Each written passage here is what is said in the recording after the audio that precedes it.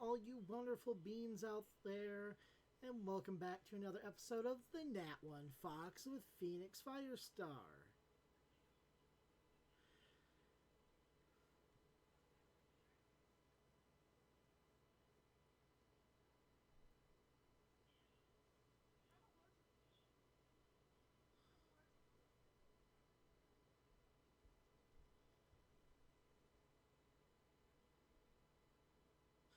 We are going to be playing more of my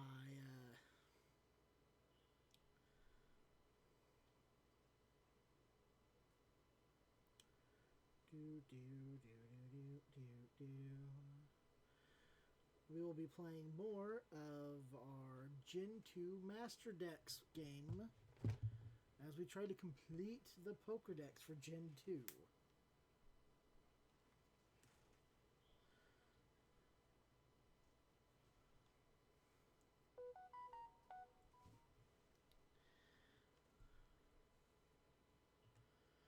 Again, fair warning, some of the colorations on some of these will be a little off, as the streaming device I have apparently kind of off colors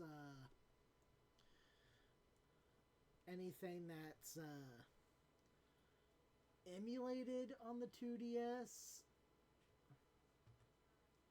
which is kind of weird when I'm wirelessly streaming it. So like, if I was to do like an actual 3DS game. Oh, I'm doing all right. Thanks for asking. Oh, you know, I'm just getting off of work, coming in and starting up my stream.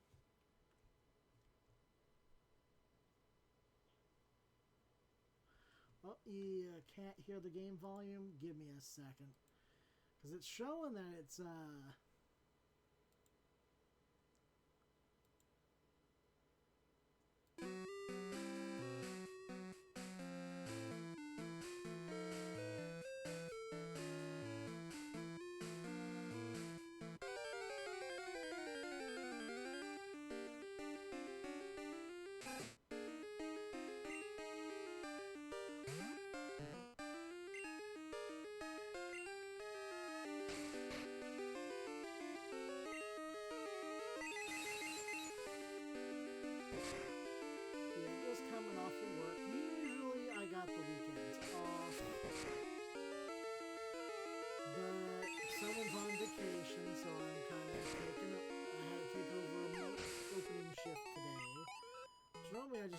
shifts Monday through Friday.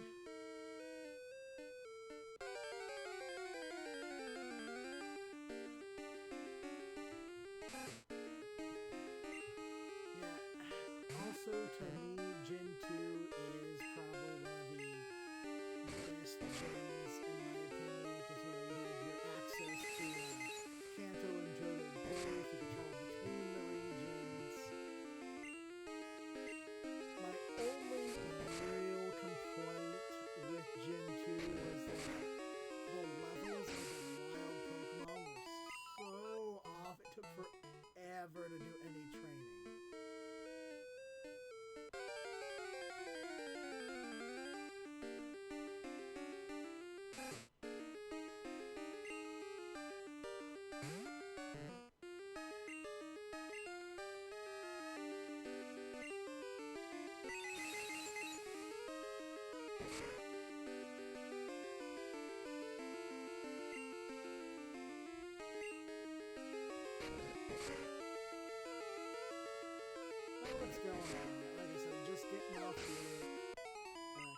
Stream.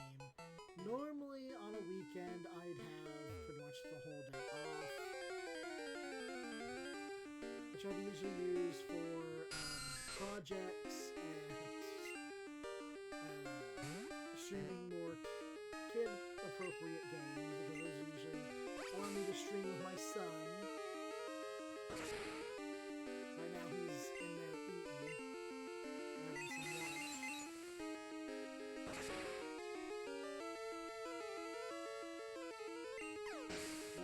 Someone's on vacation this week, so I'm picking up an extra opening shift this week.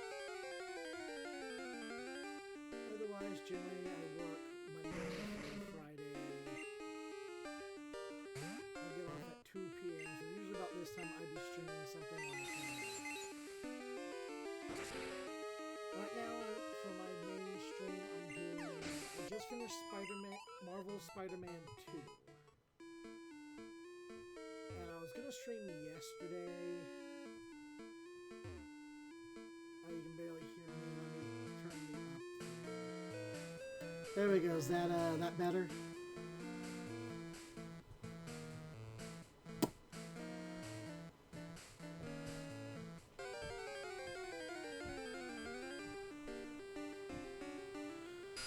Sorry, I'm still trying to get used to the new setup here. I'm not sure how well the volume mixture and everything's doing.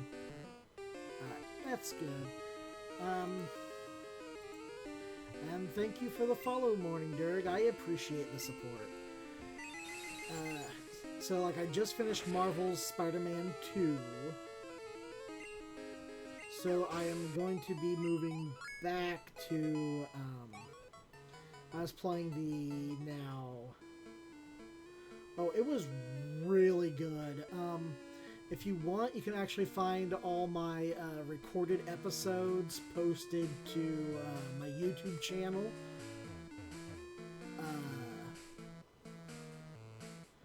Called under the same name, Nat1Fox.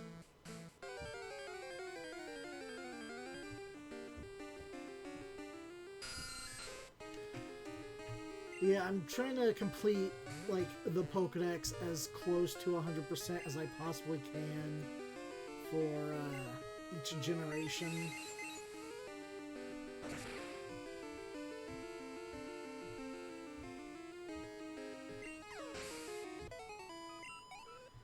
And since Slowking was introduced in this generation, you know, I got to get a Slowpoke to evolve into a Slowking.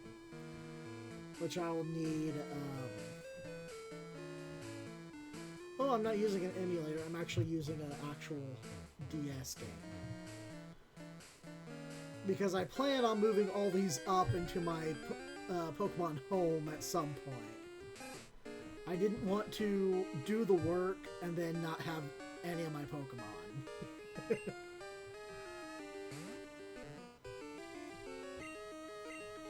I did Gen 1 on my old channel, and like the first half of Gen 2, essentially.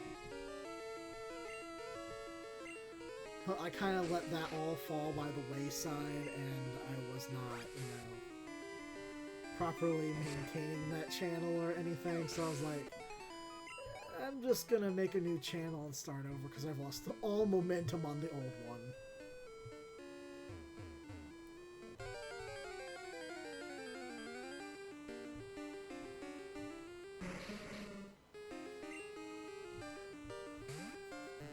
Yeah, as you can see, I have a tracker over there. I'm going to be playing through each of the generations from beginning to end and getting it as close to 100% as possible in the Pokedex, because, like, I'm going to have to exclude some of them. Like, obviously, I can't get a Mew in Gen 3 or a Celebi in Gen 3, at least not without, like, getting the Japanese Pokemon Coliseum bonus disc and a Japanese Gen 3 cartridge, which would be cheaper than buying the English ones I own.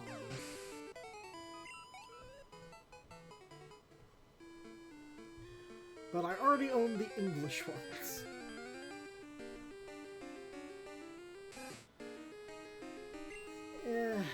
Yeah, but I mean, I don't think the Mew one actually released in English for Gen 3.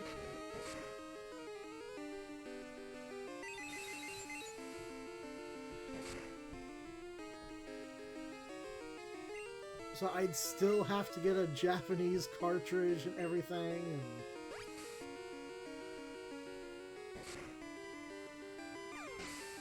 you can actually time machine like the Gen 4 and 5 events.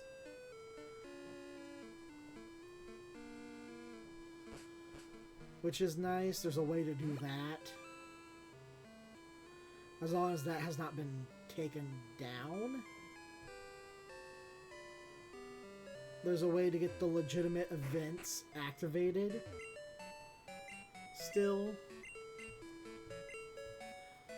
Which I plan on doing.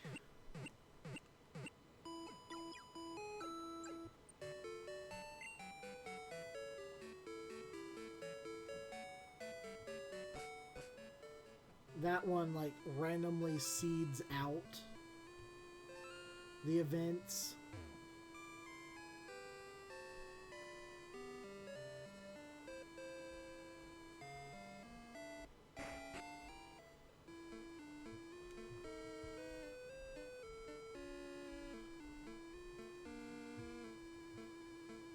Sorry about that. Looked like my streaming equipment kind of tanked there for my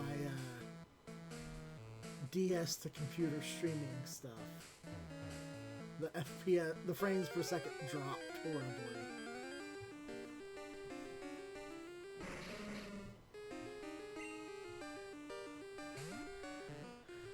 I do plan on playing Coliseum and Gale of Darkness. And I'm not sure if I'm going to be doing the,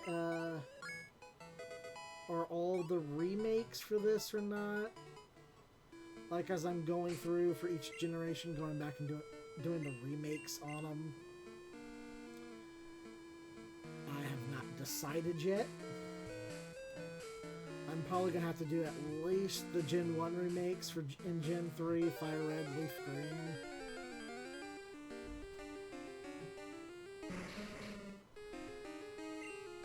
Because even with XD Gale of Darkness and Coliseum, there's some Pokemon you're not going to be able to get from Gen 2 and Gen 1 otherwise.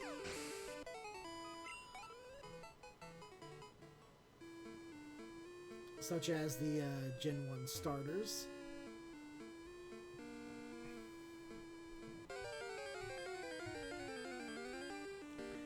And it's the only way to get, or at least, you know, from the earliest possible point of getting exclamation mark and question mark unknown.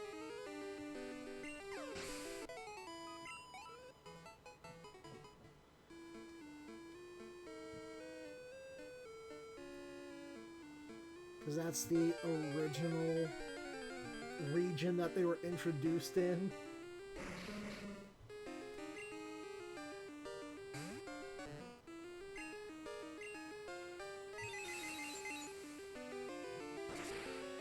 Which, if I don't, would be kind of breaking the end goal of this, which is to catch every Pokemon from their native region. Or at least have the earliest possible version of each of those Pokemon from their respective region.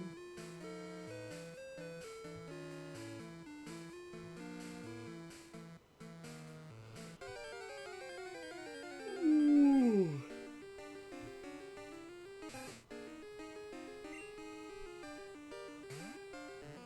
Like, I even got the Eon ticket over here.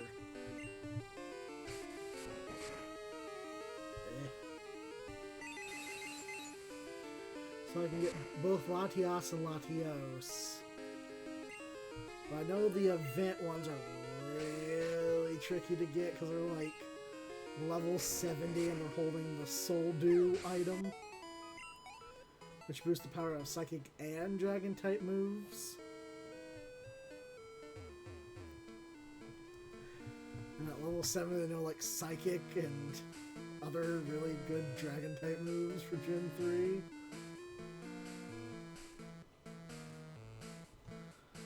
So they do a pretty good job of wrecking your day when they want to.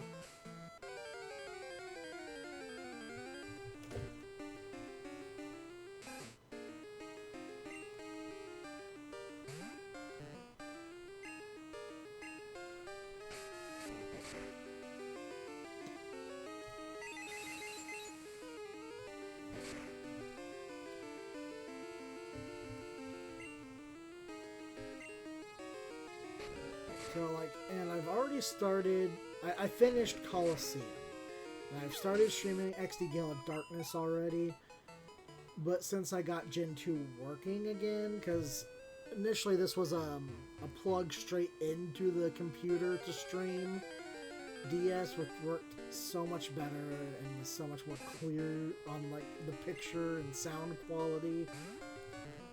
But I guess like the insert in there got messed up, the thing that it attached to, the plug-in, not the plug itself, got a little screwed up, so it does not work anymore. So I'm having to do the wireless streaming, which is okay, but it doesn't really work on any DS games, unlike the other way. So I'm going to have to do a complicated method of converting a save file onto a ROM and then putting that back onto the actual hard copy of the DS game.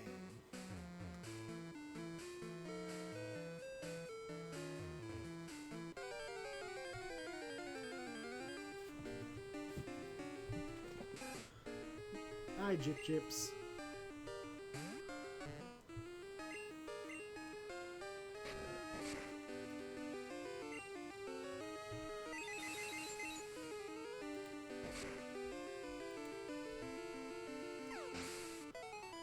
So, I am not even halfway through Gale of Darkness, I don't think, right now. But once I beat Gale of Darkness, then I'll be doing actual Gen 3. So I'll be doing like Emerald, and then Fire Red or Leaf Green, one of the two.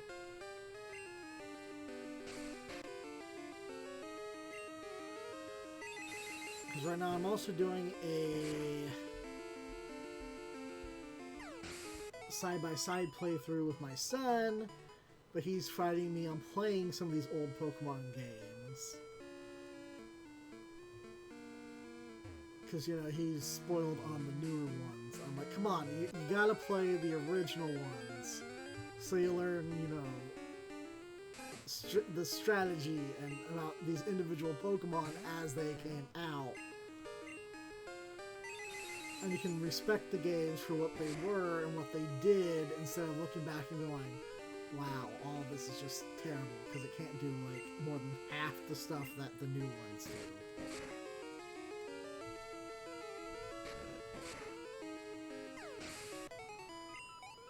Because I know, I still love the originals, I still go back and go, wow, I hate the backpack space in Gen 2 and 3.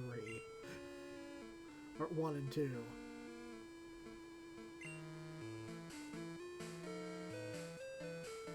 So that was the issue.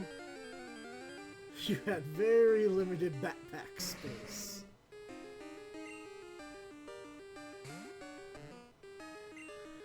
Yeah, it's definitely one of my favorites.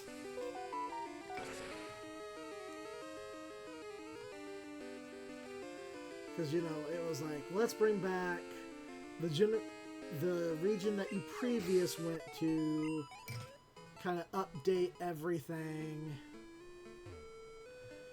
Though, I feel like overall, Gen 4 was probably kind of like, where Pokemon was like, we've got it down now.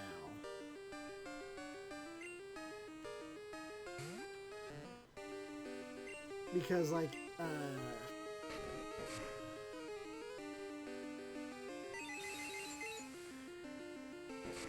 well, I mean, in the DLC for the new one, we're going back to Unova, but I think we're just staying in this Blueberry Academy, but it's technically in Unova. Honestly, I would like to see them do, like, a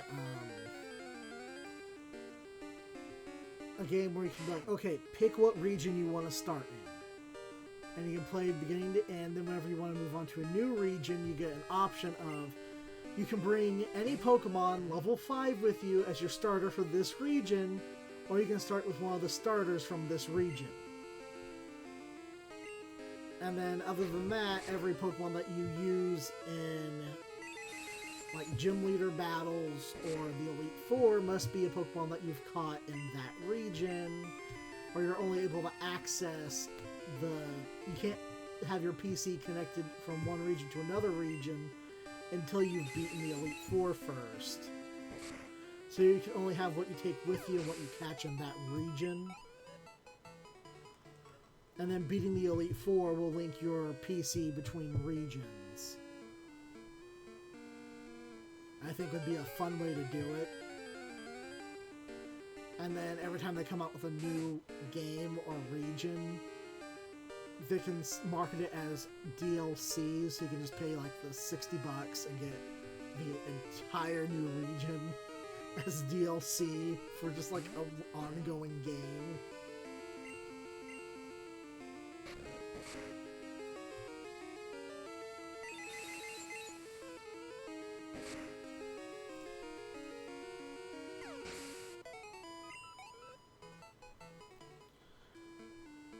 Which is honestly, I feel like, the best way to do it. That's actually how I plan to do it for, like, my Pokemon tabletop game. So you could go to different regions, but there was, like, strict rules that you had to follow when starting up a new league challenge. So you couldn't do, like, Ash and just be like, I brought my level 60 Pikachu with me. And the Charizard.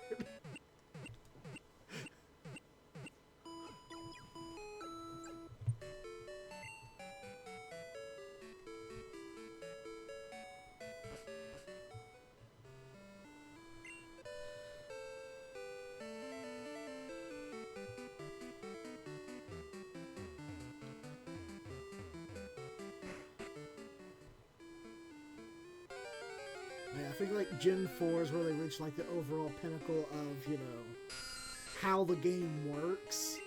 So like the Gen 4 remakes for Gen 2 were just like the best thing ever.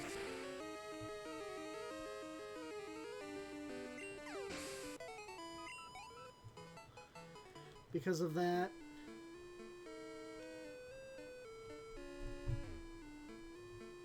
And of course, you know, you had your following Pokemon, and it had everything from Gen 2.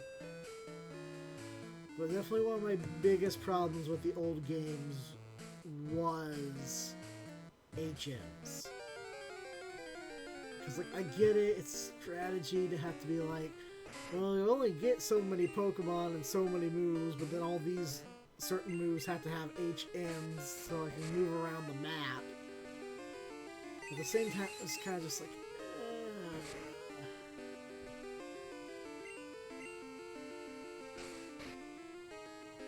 Like, I get it in a way. It was, you know, supposed to be like area blocking so you couldn't get too far ahead or anything.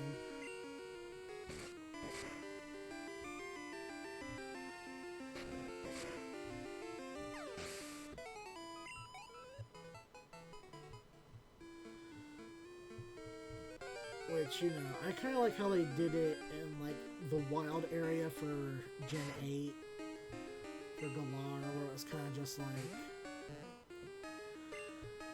oh, the Pokemon in the wild areas levels adjust to match your Pokemon's levels. Or based on how many badges you got. Which was good. But then, like, when you go to Scarlet and Violet, and they're like, oh yeah, you can go whatever gym in whatever order and everything, and then it's like, I made a left turn somewhere, and I wound up at, like, the Psychic Gym, like, 2 gyms in or something. And, like, everything around me was, like, in the 40s, and I was like, I think I've gotten myself into trouble. She's like, I'm in danger.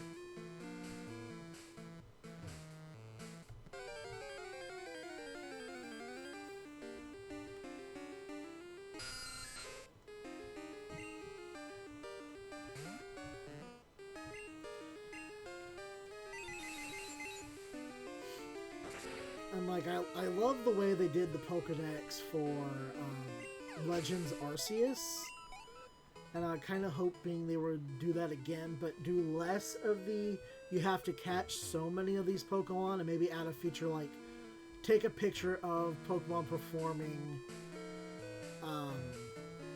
interactions with the environment. So you kind of implement a bit of like Snap in there, but you're still getting that, oh, well, you're learning and studying these Pokemon to fill in the Pokedex completely.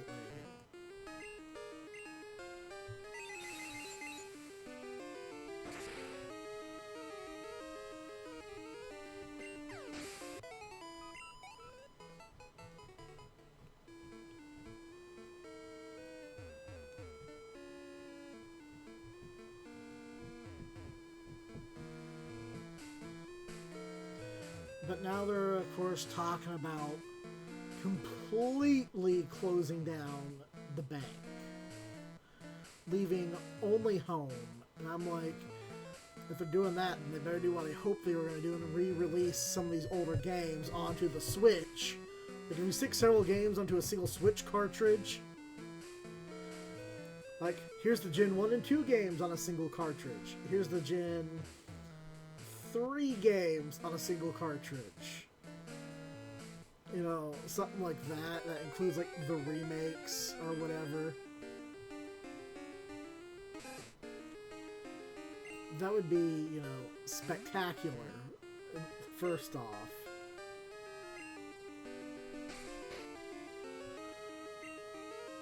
And then have it home compatible, so you can just move things into home when you want.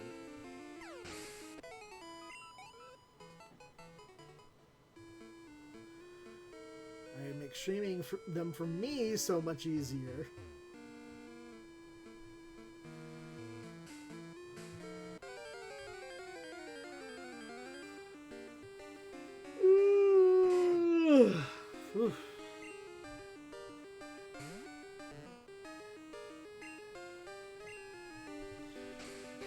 But you know, there's a good chance that they might never actually do it that way.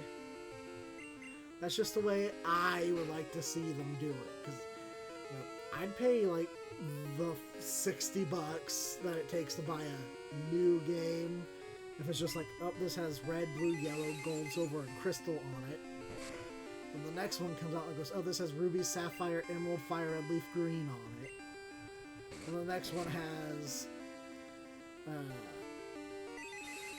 diamond, pearl, platinum, heart gold, soul silver. Then the next one is black and white 2.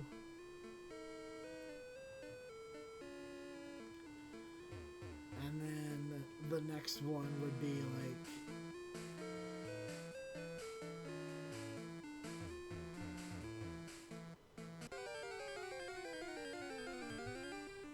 hold on, brain stopped functioning there for a second.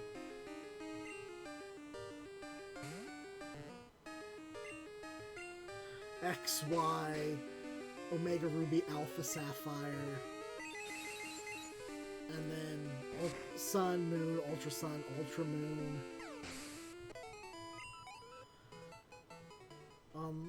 That final cartridge. And I think it would work out great for them. And then we'd have all the games moved up to the Switch.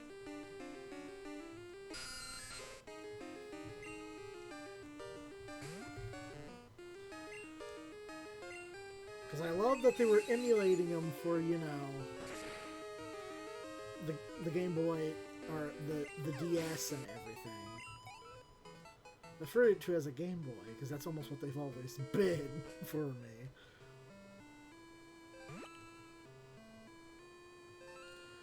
So then, you know, you'd have your interconnectivity to home with it. You'd be able to play them all on the Switch. And people who want to stream the classical Pokemon games can, and that includes having them, like, making them compatible with Stadium and Stadium 2 on the Switch. Because there are some functions that would be nice to have in the re-releases of Gen 2 that exist in Pokemon Stadium. Because, like, in the first Pokemon Stadium, you could do the Surfing Pikachu minigame. You could teach Pikachu how to surf. And then in Gen 2, you could also get, like, the fossil Pokemon, the starters, and stuff like that as prize Pokemon. And then Gen 2 had the ability to teach Pokemon moves that they had forgotten using Pokemon Stadium 2 that's not available in the Gen 2 remakes, which would have been a nice function to have.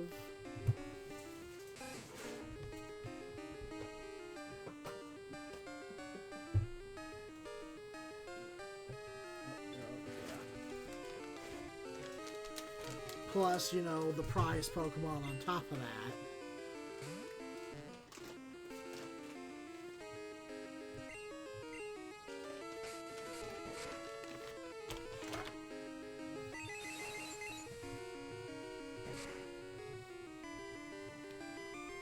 And then that way, they also released XD, Gale of Darkness, and Coliseum on the Switch. They'd have a game to connectivity to, so you could trade Pokemon from those onto.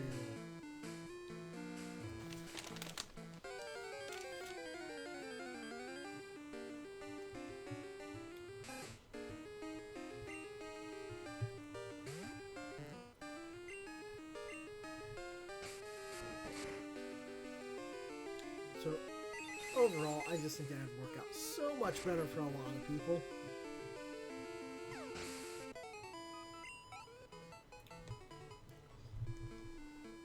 Especially the people who love the classics and newer players who should be introduced to the classics.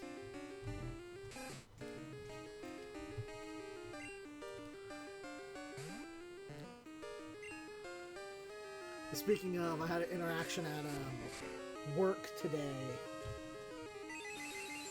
where I was talking to this new employee I haven't really gotten to talk to because he generally only works weekends.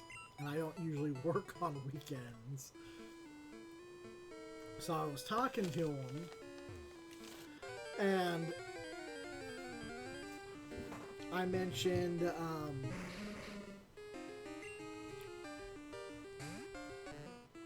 rattling noises from something not, you know, setting right or falling inside of something. I forget exactly what prompted that conversation. I was like, you know how like sometimes you'd have like an N64 controller and a screw would fall inside of it, or like a little chunk of the plastic,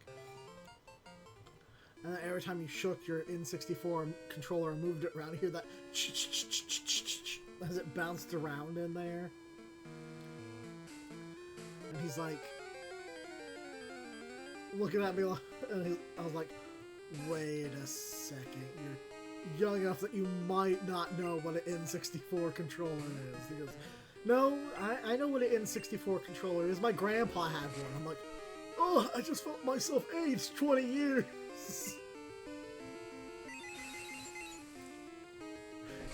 I was like, well, now I feel old. He goes, no, I mean, it's like a classic. Oh, there goes another 20.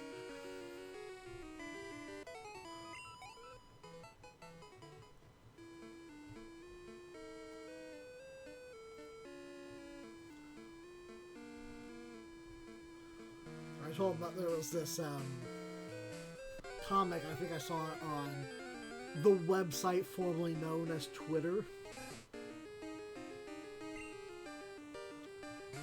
which I don't think I'm ever actually going to call it X. I'm just going to refer to it as the website formerly known as Twitter.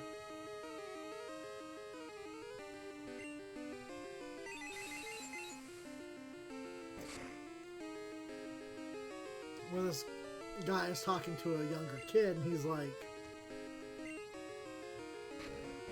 he probably won't really, was talking to this kid about a game, and the kid goes, oh yeah, I know that game. He goes, oh yeah, it's great. And he goes, well, the one I know is the remake, the more recent remake, and the guy like instantly ages.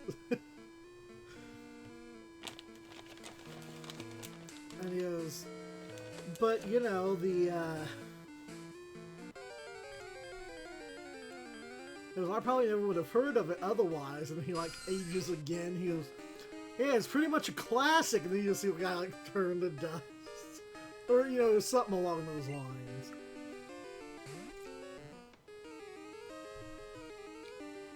Like, I feel insulted, but it's true.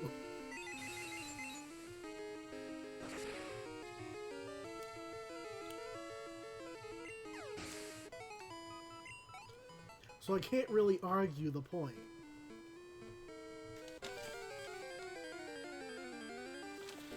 But yeah, for those interested, what my streaming schedule is probably going to be for the most part is during weekdays, I'll be playing either a new release or a retro game, more likely a more retro game. I say retro, but they're not all exactly going to be retros, but they're going to be older games. Like, right now, I'm on Shadow of War on weekdays.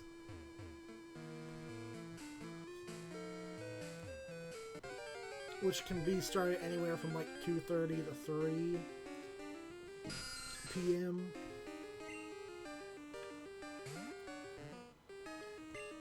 And then on weekends, I'm probably going to be doing like full day streams. This is Crystal.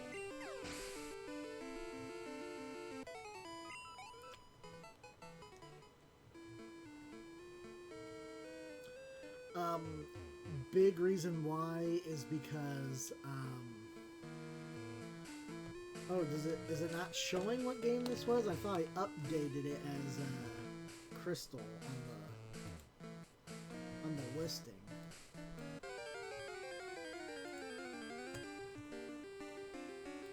But, I was planning on probably eventually going back and shiny hunting the legendaries and this in Gen 1 at some point. Which, I mean, I know I could shiny hunt them on the new games. But the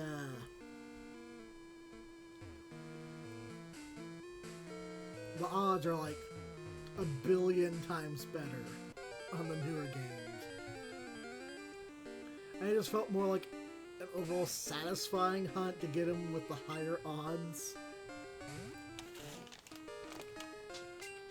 Like, I actually already do have a shiny Celebi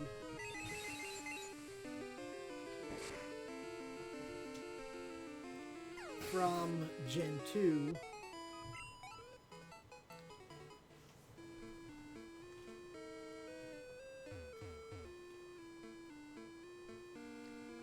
Back on these games, the odds were the full, like,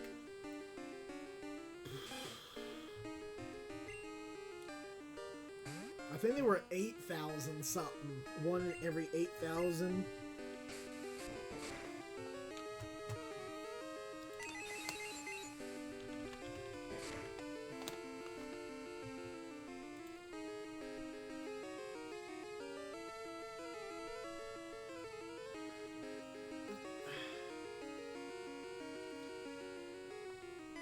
In Gen 2, the odds of finding a shiny Pokemon were 1 every 8,192.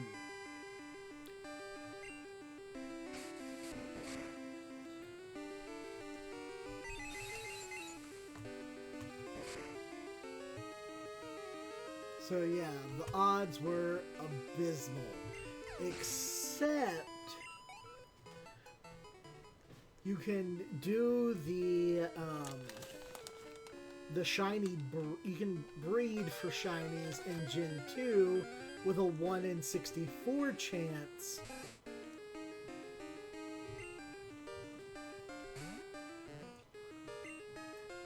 Because of how shinies were determined in Gen 2.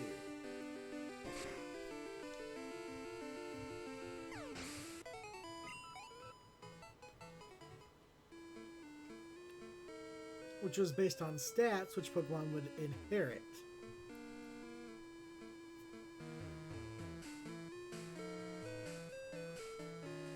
So technically, Gen 2 has both the best and the worst odds.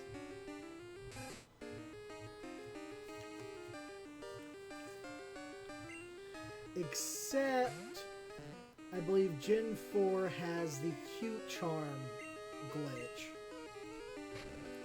which takes some time to set up.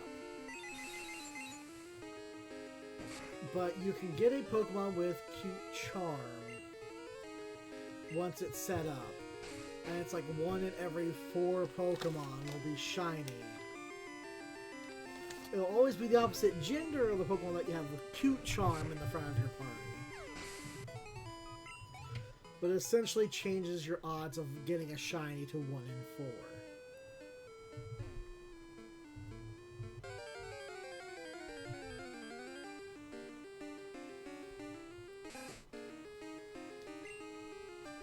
Or, you know, like 1 in 6 or 12 or something. It's really low. Or it's a really high chance.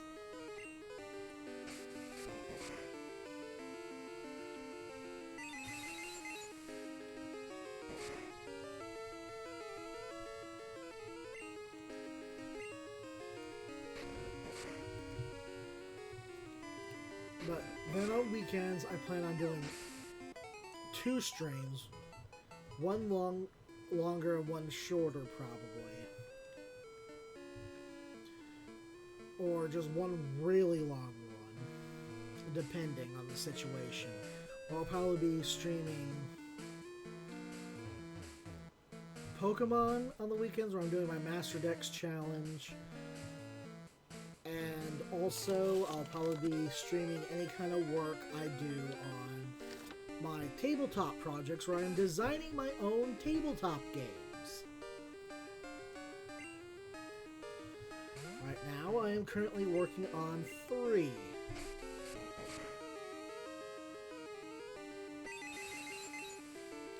One is working title Life in Another World.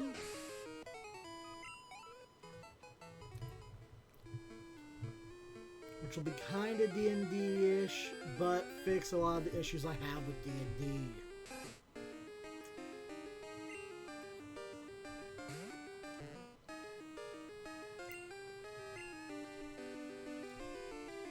But those are issues I have with D&D, so not necessarily issues other people might have with D&D.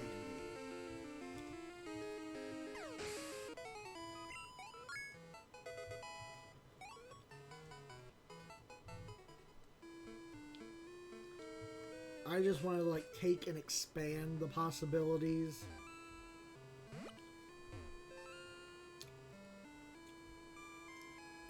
And not try to overly balance everything necessarily, because it's not. It's D&D. There should not be like, or it's a tabletop cooperative game. There shouldn't be a ton of PvP. So I feel like they're spending too much time trying to balance as if it was.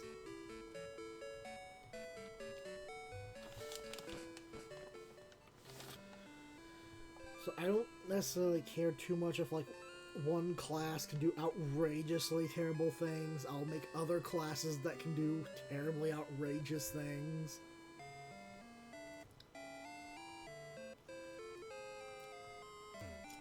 But I want those to be like, I'm gonna have like multiple classes, so you can have more than one class and it not horribly screw you over.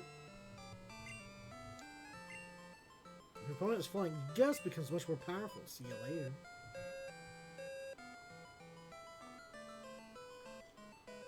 Like, if you're a paladin and you hit level 16, and then you decide, hey, I'm going to take Rogue so I can get the double proficiency bonus.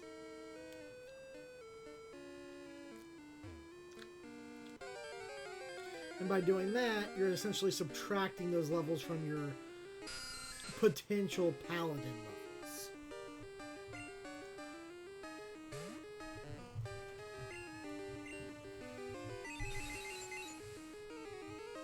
So kind of how I decided to balance that is by going, oh, well, classes have a maximum level, your character has its own separate level that can go up as, you know, character level's infinite, but that's supposed to just going to do things like determine HP and everything, and like a few other traits. But for your class, you're going to have like 3 skill trees. And you can pick and choose, you know, where to put your stat points into when you level up, and or your to purchase into these perk trees for the, you know, what you want to buy from the perk trees. But because the class can only level so much, you can only mix and match and get so many of the skills from the tree, the perks from the trees. Think a la Borderlands. And so you can have like more basic classes, which are just shark, mister. There's gonna be just like straight up mage or warrior or something, or fighter. And then you're gonna have more advanced classes for things like necromancer or beastmaster, or, you know, along those lines.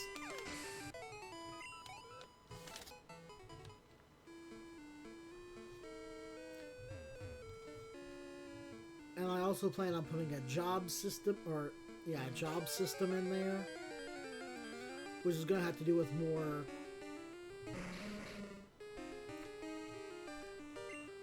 non-combat oriented stuff.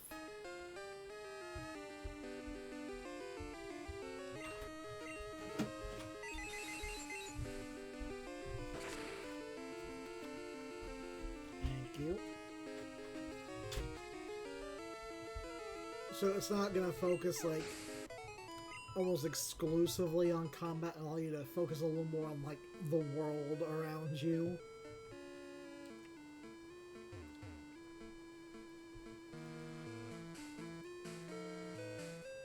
So I've all but removed Rogue, because that's essentially what Rogue was a bunch of utility junk. And took a lot of its utility and was just like, okay, these are going into jobs, and the rest of it I'm throwing into an assassin class.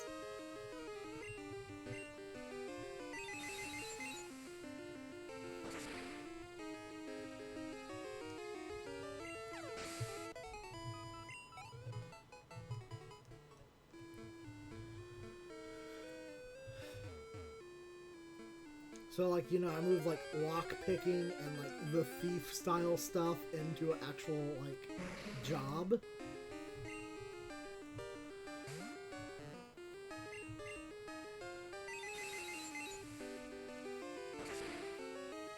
yeah, that's still more, so that's good.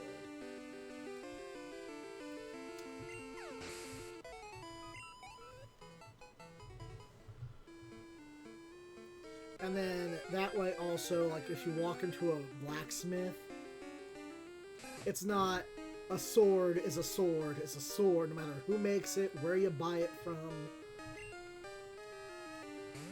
Like, the only real difference between weapons in a lot of D&D games is this one has has some magic embedded in it. So it gets +1.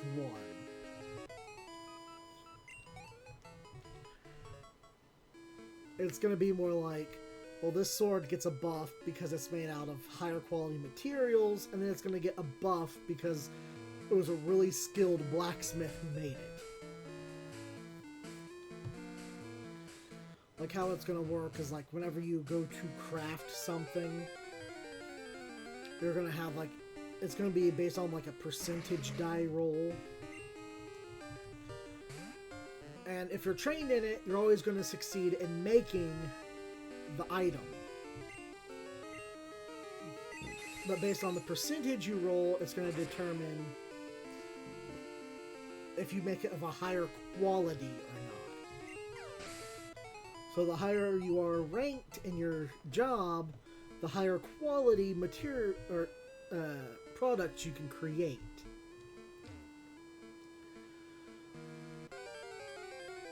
So, like, if a regular blacksmith sits down and goes, okay, I'm spending the time to make this sword. Low-level blacksmith rolls his percentage die, rolls high, gets like a 99 percentile. So he creates a sword +1.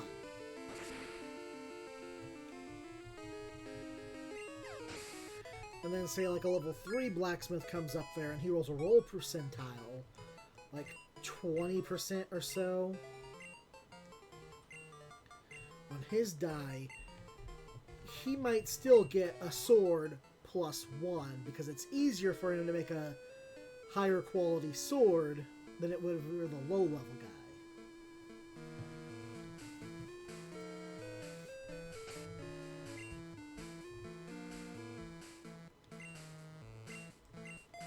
Oh, you gotta move up.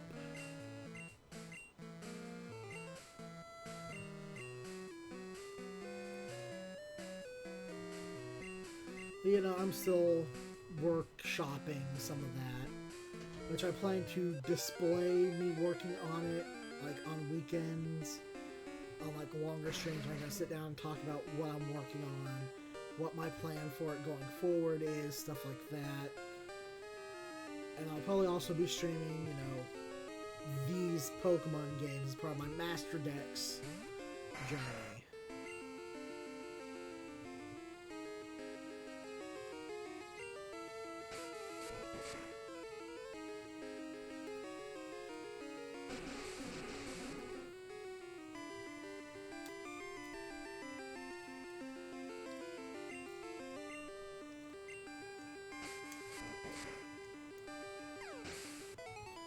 Or I might do like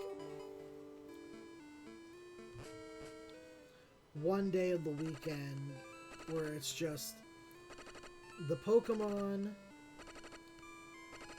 but I can go for like 10 hours on a day off. And then on the next day do like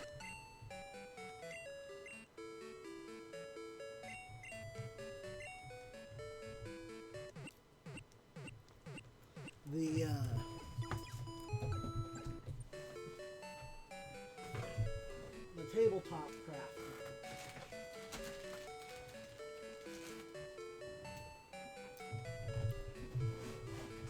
For like 8 hours one day, you know.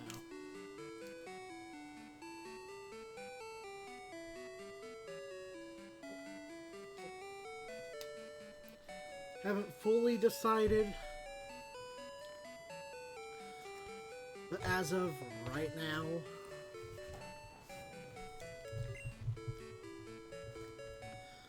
that's what the plan is. I'm not gonna have... If I get enough people where I can make money off of this, like enough followers and everything where I can make some money, I might make a more solid schedule plan and maybe cut my hours back at work.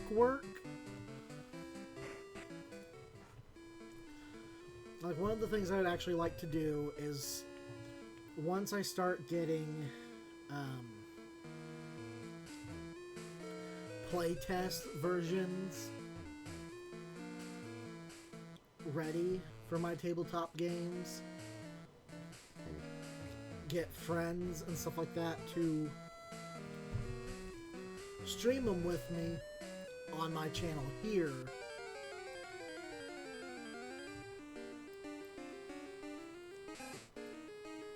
And once I get working builds done, try to seed them out to a few people who do stream tabletop games. And see if I can get them to do, you know, like maybe a few episodes as a one-shot or something.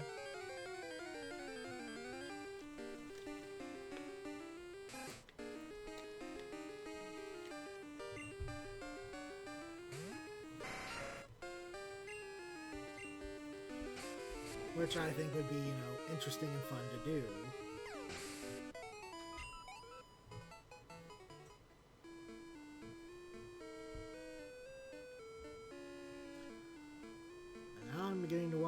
son's doing, because I thought he'd come in here and join me once he was done eating.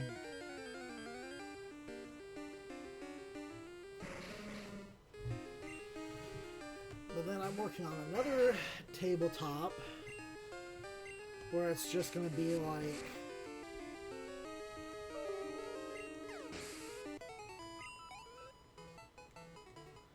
a cryptid hunter type deal where you have to build a human character, and all stats are set super low for the game. And every session comes in several steps. Step 1 is the investigation, where you have to figure out what you're there looking for, or what is in that area that you're investigating. And then second step is preparing, where you have to prepare for the encounter with whatever it is that's there. And the third phase is the encounter phase, where you either have to capture or kill it, or gather up enough evidence to prove that it exists.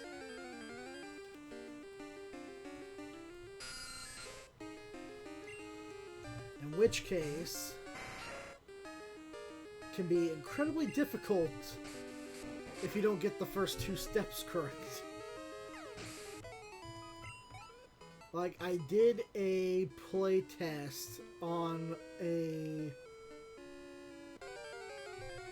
It was a proof of concept one-shot with my cousin, my friend, and then they taught me to let my son play. I had 3 characters ready for it, but the third character was technically just if my other cousin decided that he could show up for this.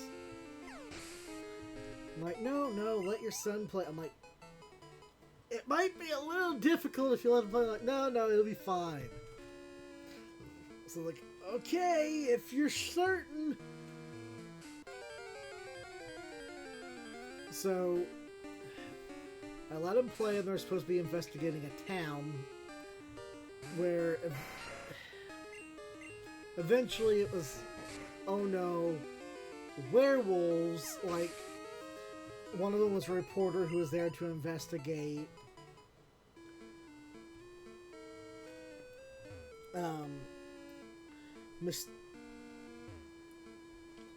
Local tales of mysterious creatures seen in the area. And she was there to kind of, capture the creature on film and blow up her career as as kind of like a newsie or whatever.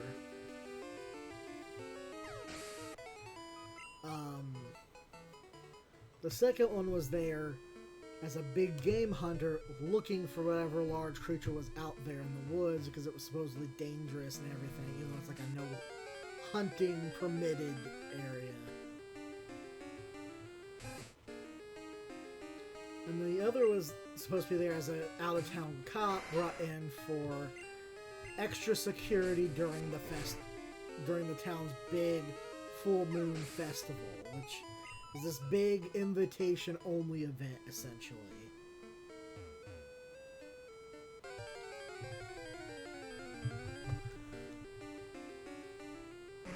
And they are meant to kind of, bump into each other and realize that there were at least 2 of them were there after the same thing.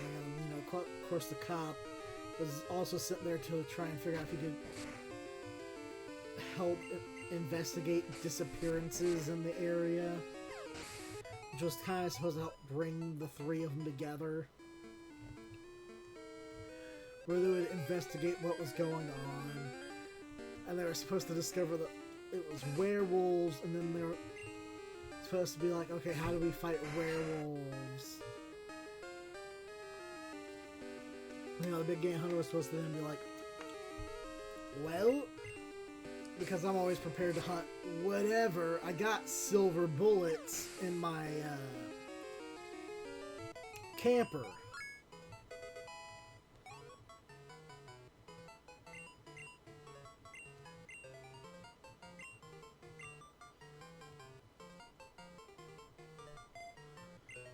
And it's like, oh great, we can go out there and get your silver bullets, which will help us fight these things.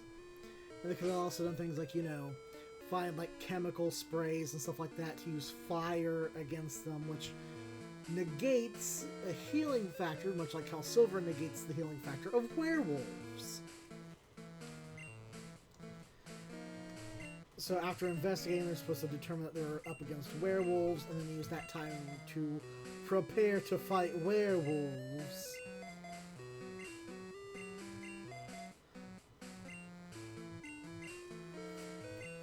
And while they're in the convenience store and they finally start interacting, my son, the cop, starts, you know, grilling them for, you know,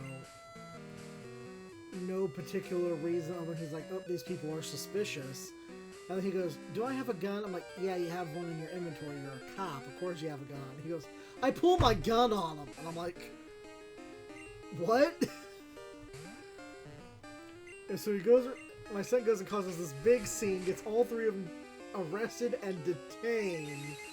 So they lose their investigation time and their prep time. Where they then begin to hear noises outside of their interrogation cells or whatever. And have to try to get out of the town full of werewolves with no prep time, no idea what they're really up against. And because of how I was trying to use lower numbers, like the werewolves had like an HP countdown die of like 10 or some. I don't know, it was 20 countdown HP on a werewolf.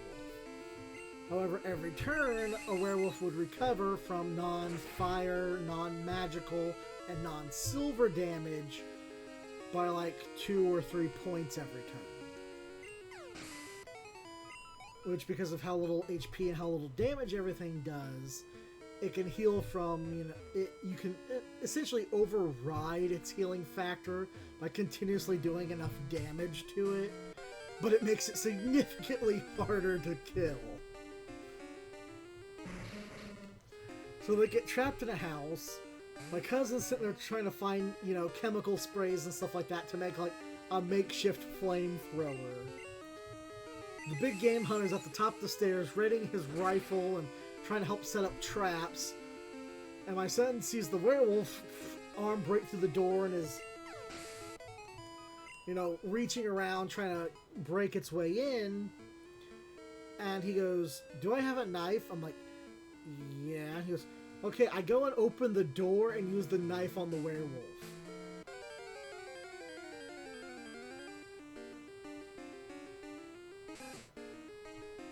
Okay.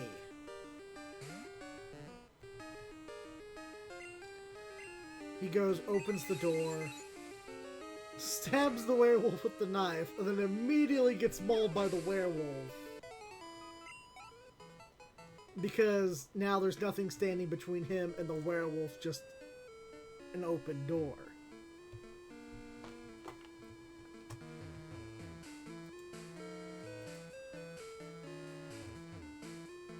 Okay, I was like, you know, honestly, I really like the system that you designed for this.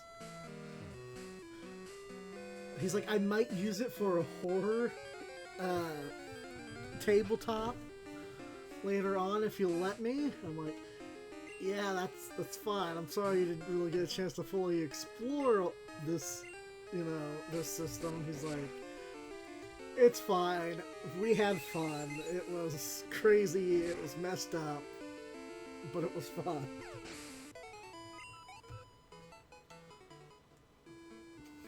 It's like, okay, I mean, I was like, and I did warn you that my son would probably not. Oof. 1 second. It looks like my quality here is horribly tanking along with the frames per second. I'm going to see if I can refresh that to a better setting. And hopefully that will work out better. Because I noticed it like tanked to like 0.92 frames per second. I was like, Oh no, that is not gonna work.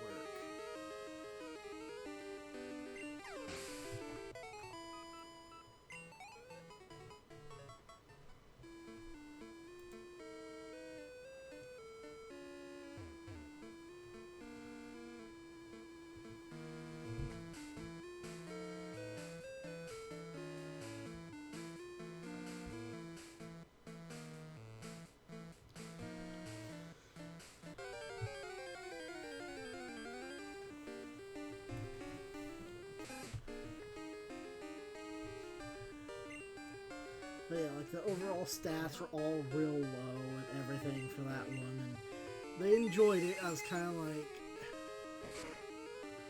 I wanted to make it challenging so that you would get like in your face the full mortality of humans in a world full of magic and monsters.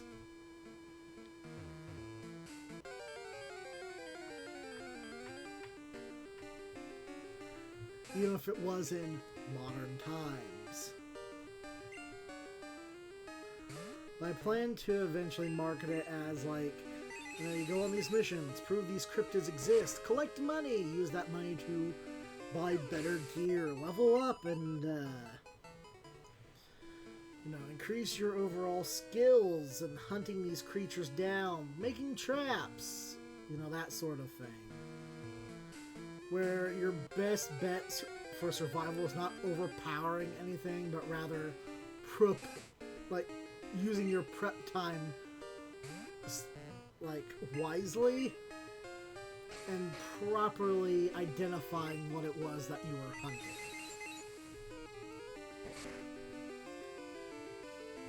Now, some of the weaker creatures are relatively weak compared to humans, but might have things like magic or something that will help them. Or some of the other creatures might have combinations of like magic and brute strength, kind of like the werewolves. And those would be like higher level creatures that require more prep, for really good prep, good items, you know.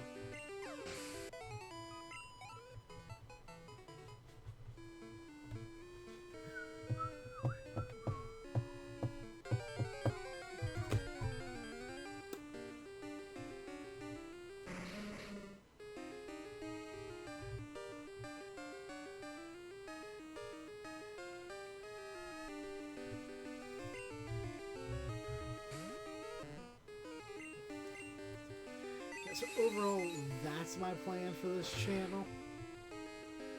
I like to at least do about 2 hours of streaming a day. If I don't plan on streaming, I'll usually post about it on either my account on the website formerly known as Twitter,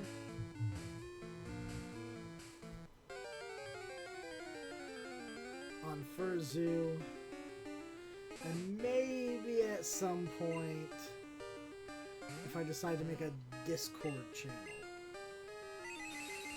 I will post it there as well. Whenever I'm about to start streaming, I will post to those locations as well that, hey, I am starting to stream.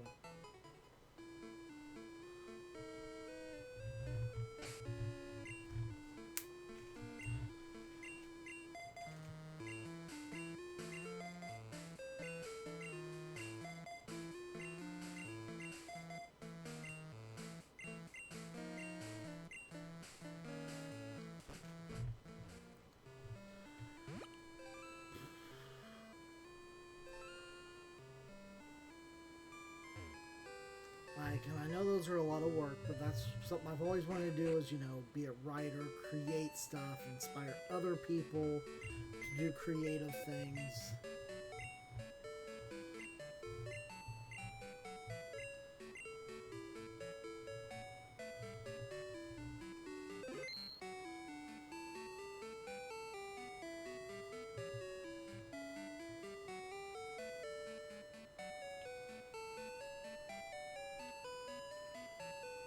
So let's see, everything's up to like 30, which is fine.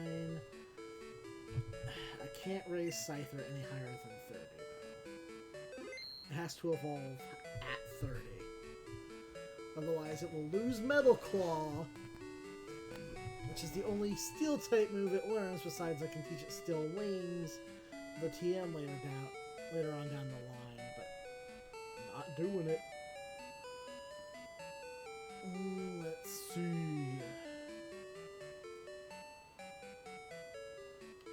Looms evolved at 44. I'll go ahead and take Bayleaf with me, I guess.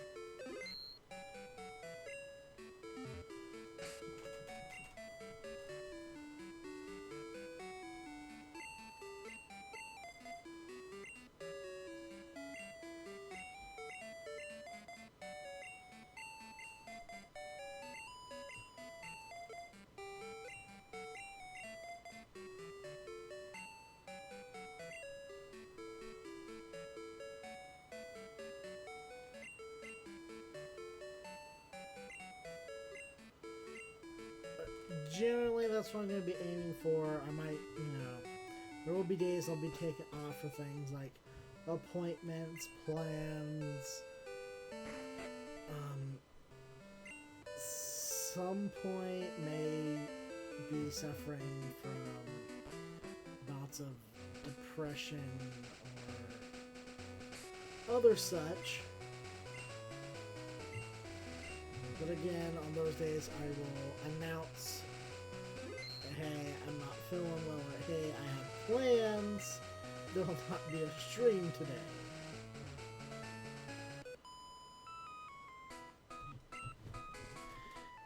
You seem to be good at Pokemon. If you are, how about giving me some advice?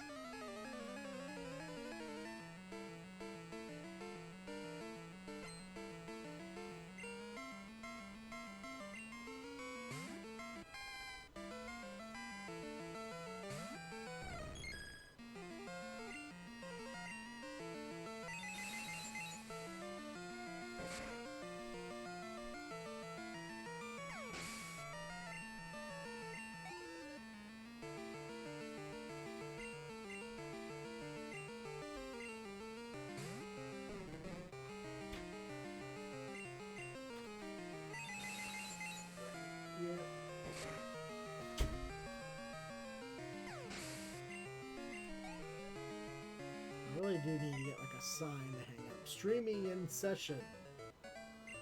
Do not disturb. I know something good. Moo Farm's milk is famous for its flavor. I'm really good at Pokemon. Boys give me iron after battles, but sometimes they give me too much. Next time I can share some of it if you want. Let me get your phone number. Yep.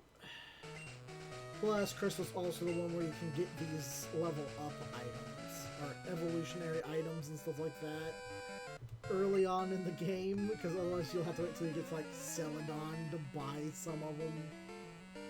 But no, you can't buy them on Celadon either, I think.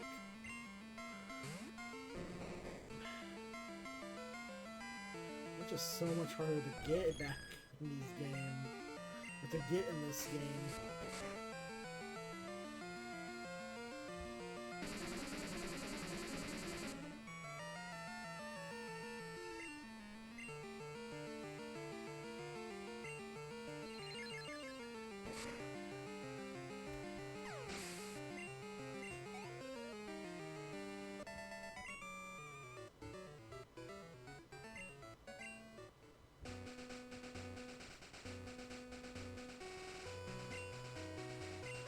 Ooh, milk is good for beauty and health. But I'm going to, we only sell one bottle at a time.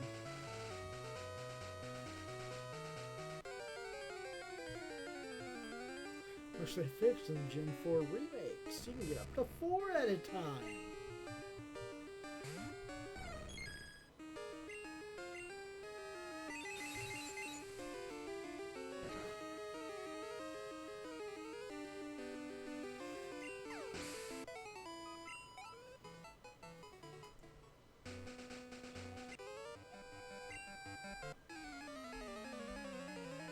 Sounds like my son's making weird noises. I'm probably gonna have to go check on him in a minute.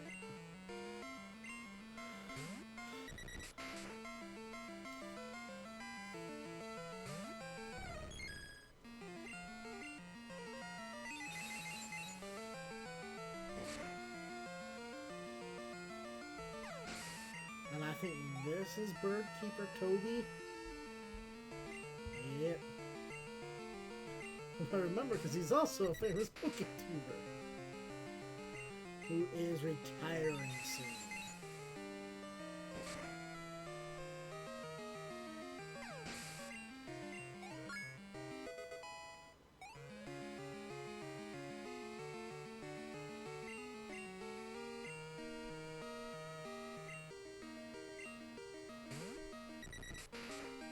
He is the one who started the whole idea of the Master Dex challenge and everything, which I'm trying to do.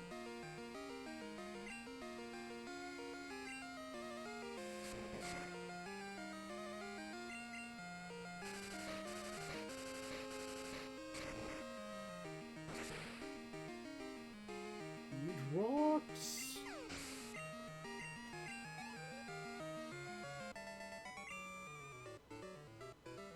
I feel like just flying away now.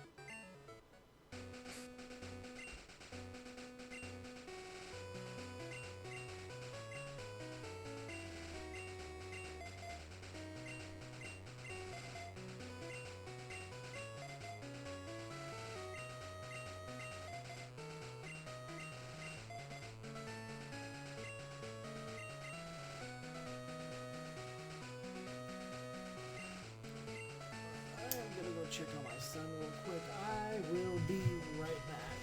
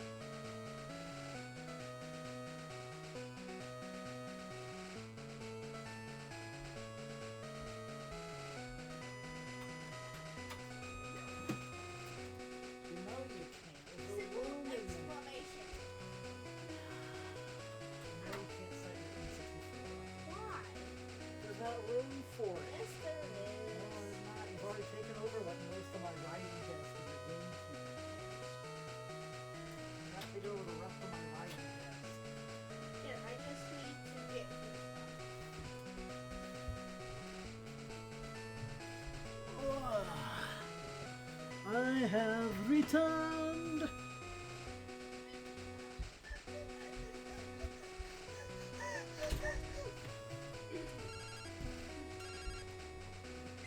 Phoenix, it's Gina. Good morning. My Bulbasaur and I are getting more in sync with each other, but you know, I still haven't caught Pidgey. It's getting past frustrating.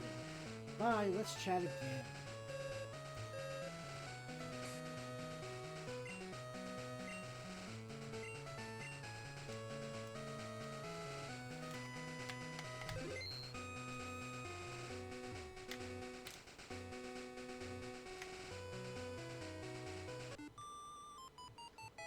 Hi, aren't you a cute trainer? May I see your Pokemon? But yeah, I was right. He was in there causing trouble.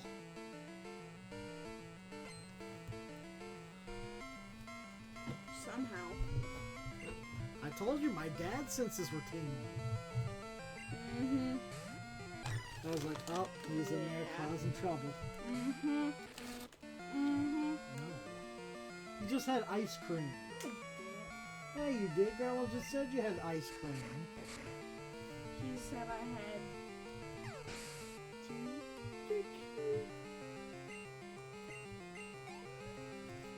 more butter pecan, but not ice cream. You had ice cream. Who likes ice cream? Probably the Oreo one, my goodness. The Oreo's cookies and cream. No. Hey, how did you get yourself to follow yourself? What do you mean? That's not me following me.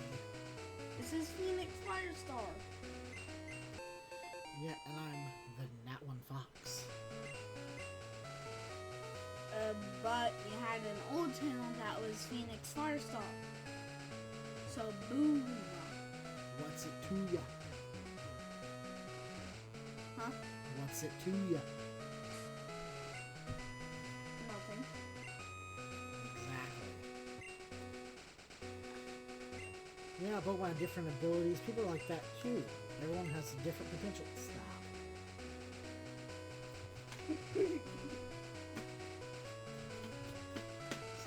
Yeah, well, you were hitting my glasses, so be careful. I'm here to buy more Moo Moo milk. You won't let me buy any.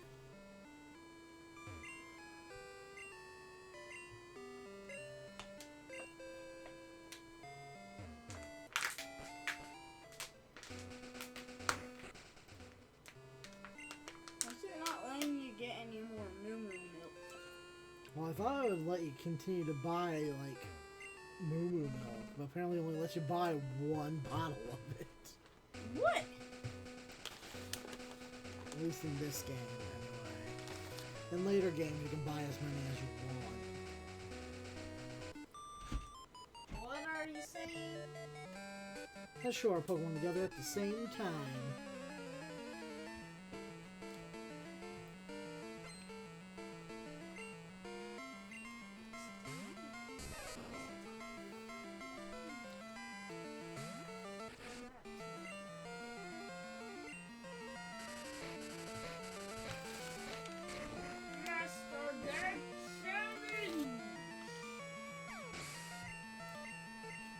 And a Charizard coin right beside me.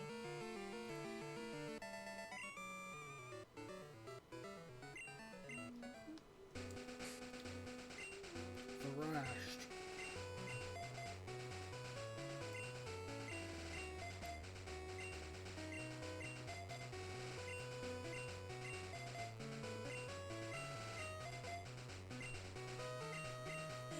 I don't even have to buy any Pokeballs.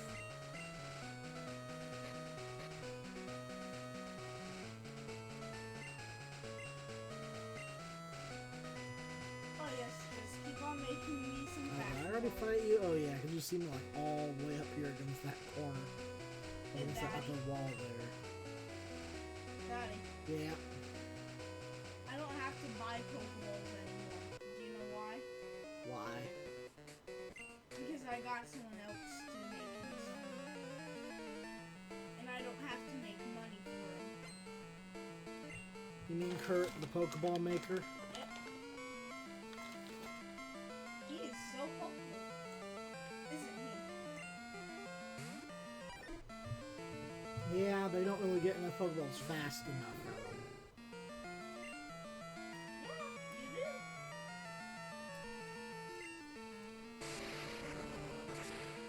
Ha! What?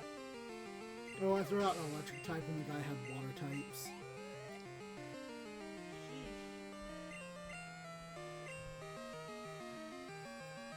I just switched from a type that was weak to what he had, to water types.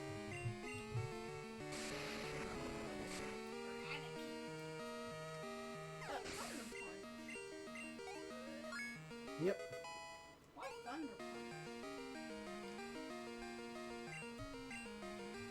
Because it's the strongest type attack, or it's the strongest attack I have right now. And in Gen 1 and 2, it counted, or, yeah, in Gen 1 and 2, it counted as a special type attack instead of a physical type attack. And does Ampharos with special type attacks? Yep, Ampharos had a really good special attack stat, but learned almost no special attacks that were electric based. Like later on, so it was really awful for.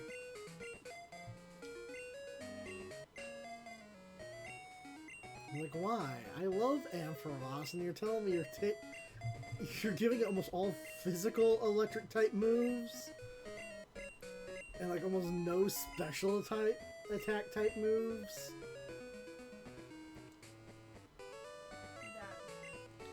Yes. Don't you think you are ready to defeat the next gym? No, not yet.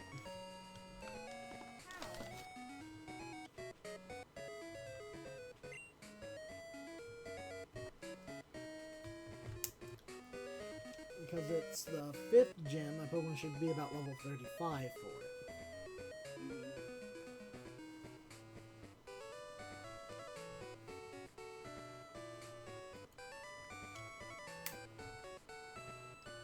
Roughly.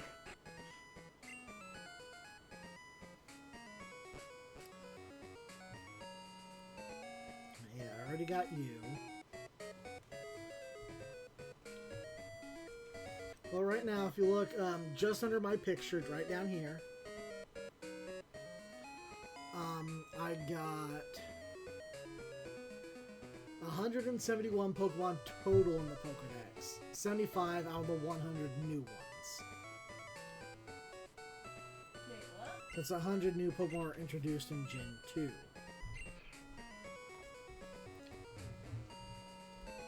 I keep track of both numbers, with the second number being more prevalent.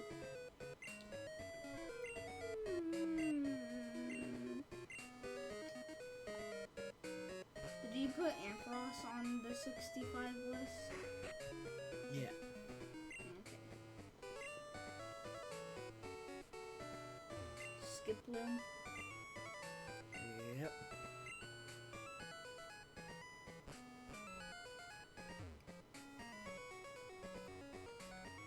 Do you have a jump loom or something that's called that? I mean, I have 173 Pokemon in this Pokedex. Yeah. Most of the fully evolved Pokemon I caught in Gen 1 and moved up. And breeded? And then just breeded down and then evolved those Pokemon up to the next evolution if there was one. Yeah. So I got a lot of the Kanto Pokedex filled in just from that, Yeah. as you can see. But you got 171 Pokemon. Or 173 in total, I guess. So I guess that number went up too because I was breeding Pokemon. So I got to adjust that count. So you got to change the 1 Yeah. to a 3.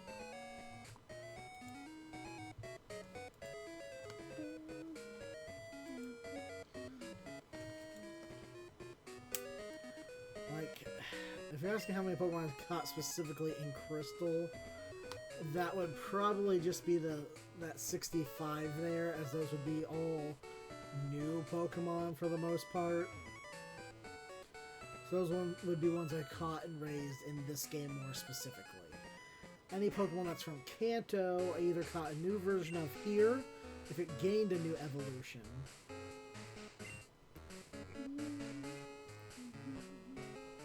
Or I,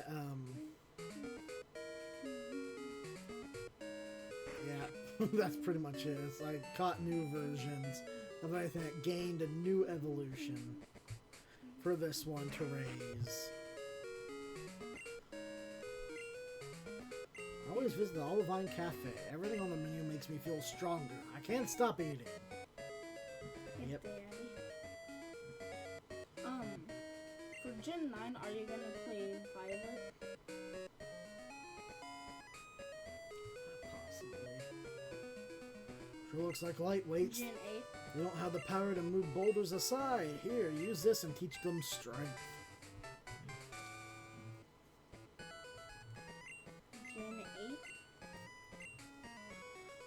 Sword or shield, I don't know. 7? Sun, probably. Sun, Ultra Sun. 6? 6.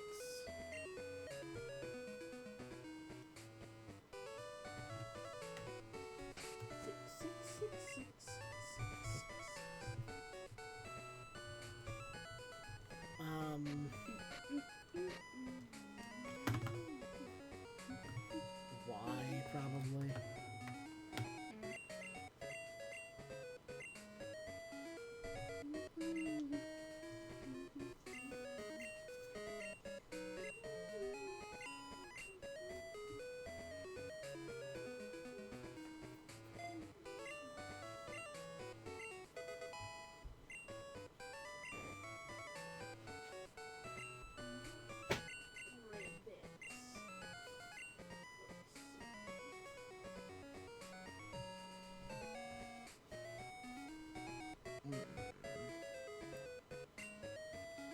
I really don't like having to teach any of them strength. I'd really rather not if I can help it.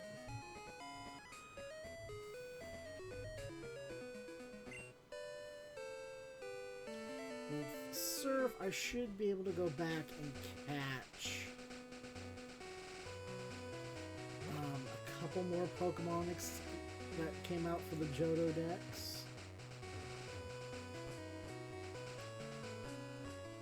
I will be able to go get Zatu,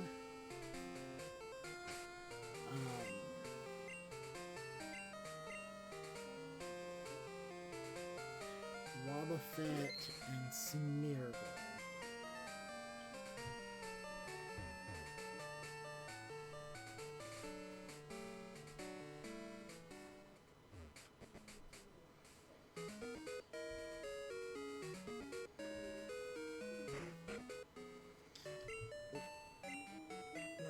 To heal my Pokemon. I did want to come in here.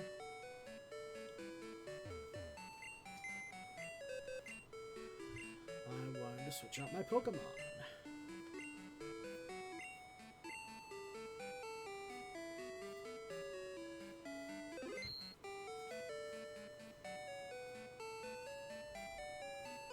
Like, see, here's a bunch of Pokemon I'm breeding to trade up.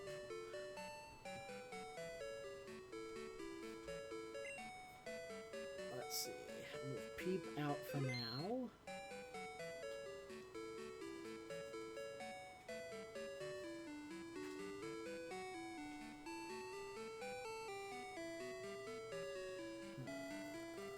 I should actually probably have a Pokemon back here that knows strength.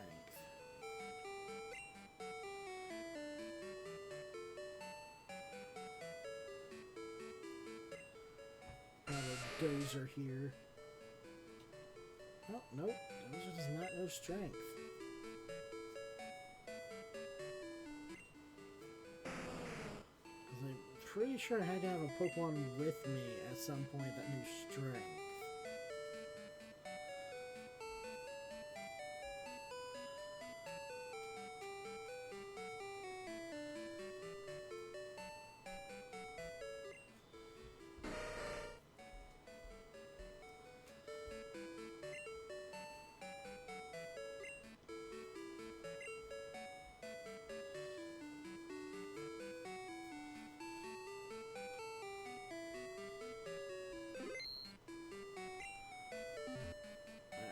Bring in my champ with me, as it has Strength on it.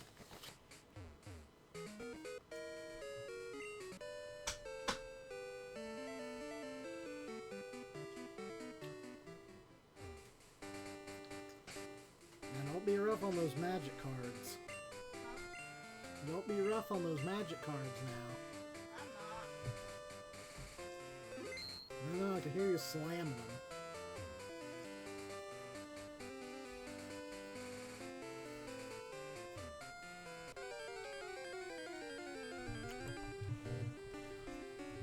I saved before entering the grass because I really want to try shiny hunting these later. I don't want to run into him now and ruin the shiny hunt.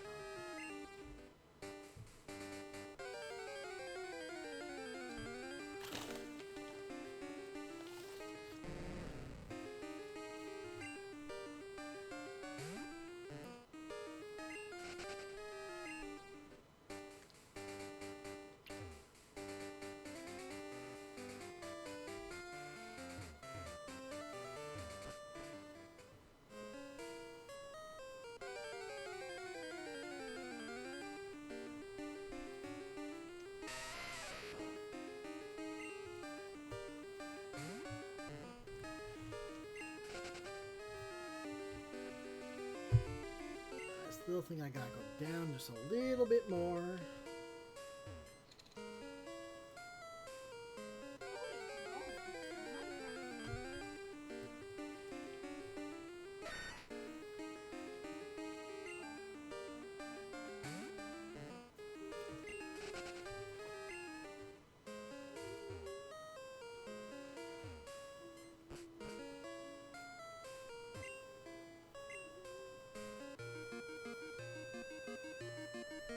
I believe it is on this side.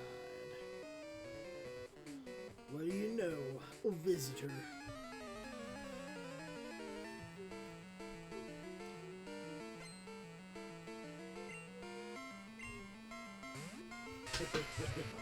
Yeah.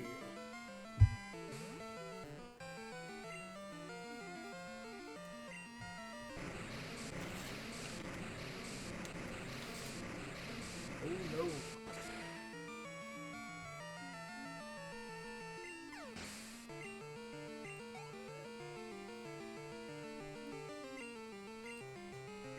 That's right, I brought higher level Pokemon with me this time.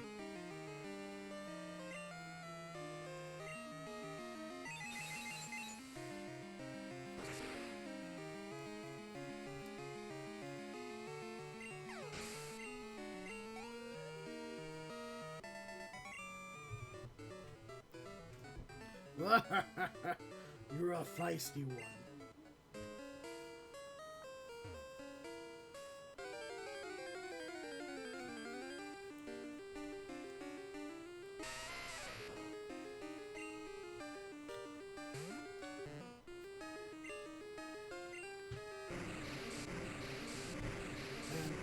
For my years of playing, I was coming to two conclusions. One, shiny Eevees like me. I have quite a few shiny Eevees from just playing through the games. And two, shiny Nidorans like me. I got quite a few shiny Nidorans specifically from Gen 2.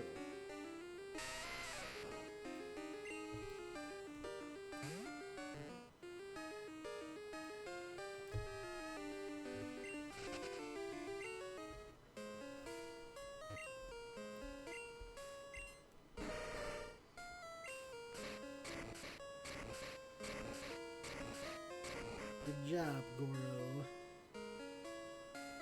But nope, it is the next one up.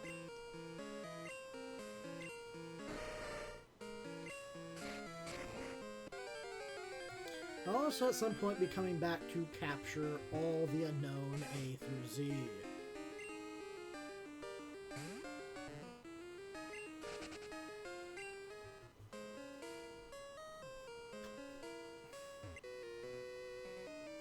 It's been a while since I last saw another person. Don't be shy, let's battle. So you never took like, I don't know, 20 steps in that direction.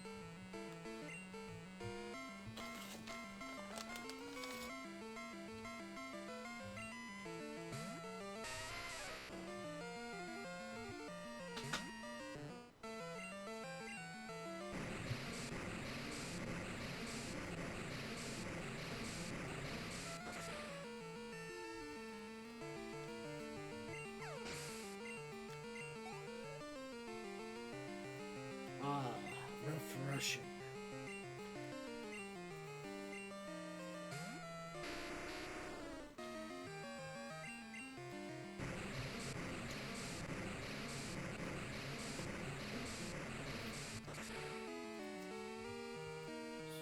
Surf's up.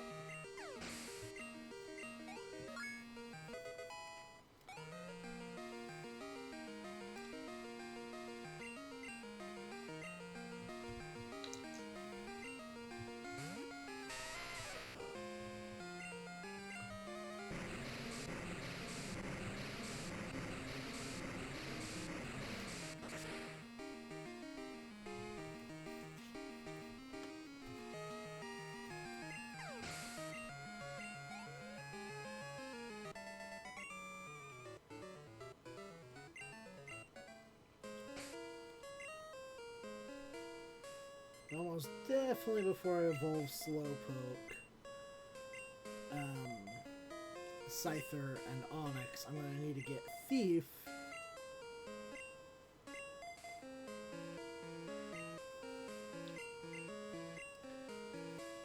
And really begin hunting for that, like, 5% hold items.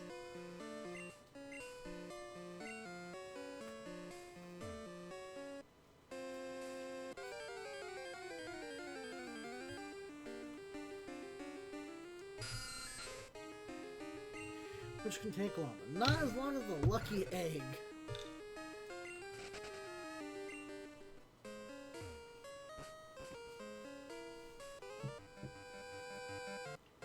This is a strange place.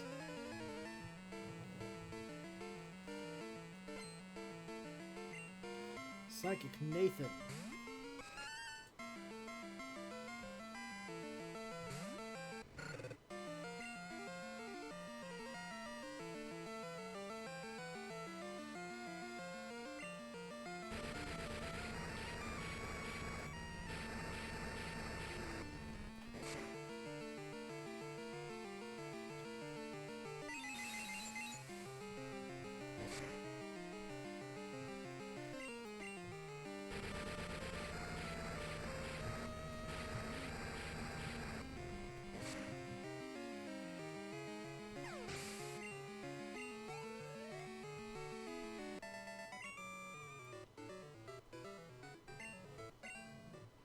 Nothing to say about that, Psychic Man.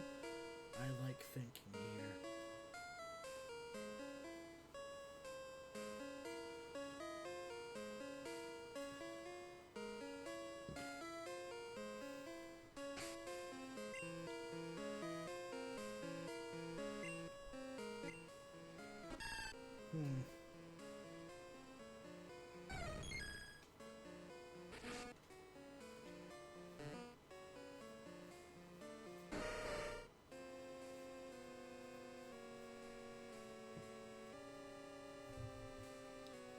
Do I have any Pokemon that have a good move for Smeargle to learn if I run into Smeargle? No, not really. I mean...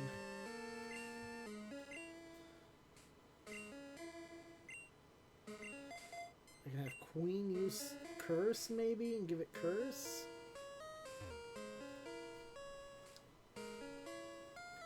Then what the problem with that, though, is like... The Queen has to be faster than the Smeargle for that to work.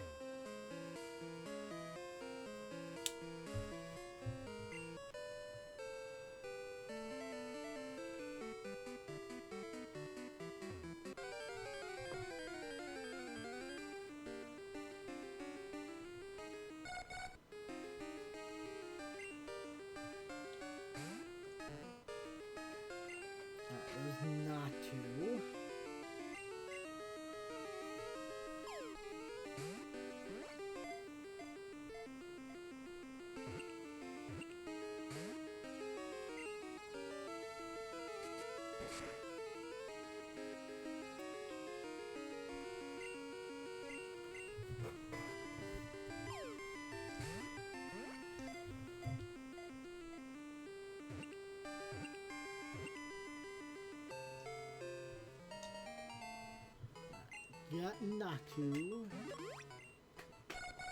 Wait, you already got Natsu? Yep. Sheesh. You shall be called Oracle.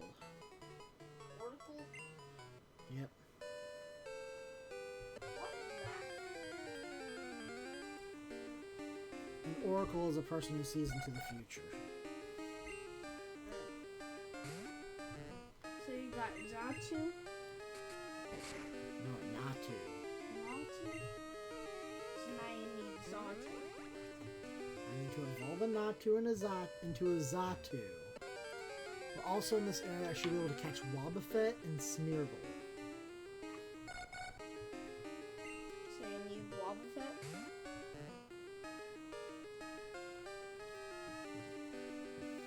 Right? Yeah.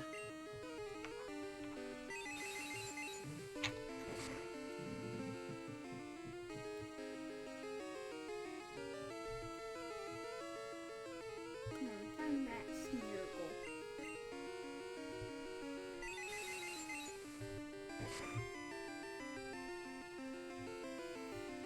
What's next? Wait, Daddy, Yes. that's next in the USA, so that's gonna be coming out. Yeah. Eventually. And when?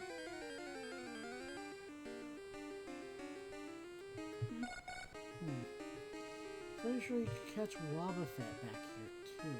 But you can't. I'm not seeing it on the list. But you can't catch a Wooper.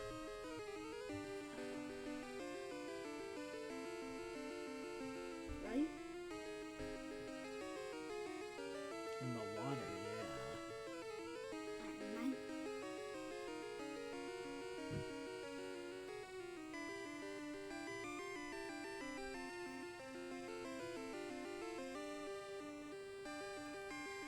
So I have a 10% chance to run into a Smeargle.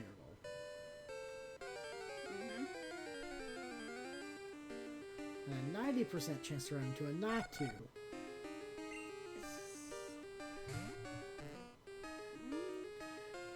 I'm pretty sure you caught Wobbuffet up here. Where do you get Wobbuffet from?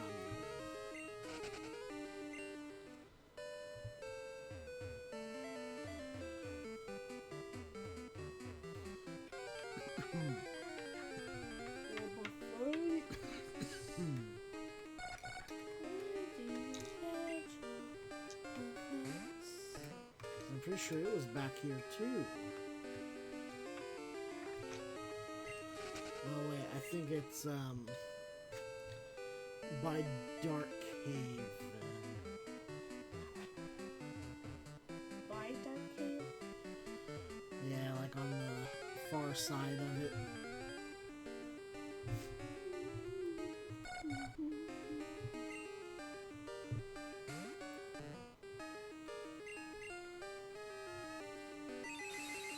Wait, does it tell you where it's gonna lead? Yeah, it's in Dark Cave. It's like in the I second can- half of I Dark can Cave. catch you one, I can catch one myself. but I can catch you one and I can trade it to you. I can catch it myself. The only ones I'm not doing that for are the ones I can't catch. I'm just trading it myself from another game.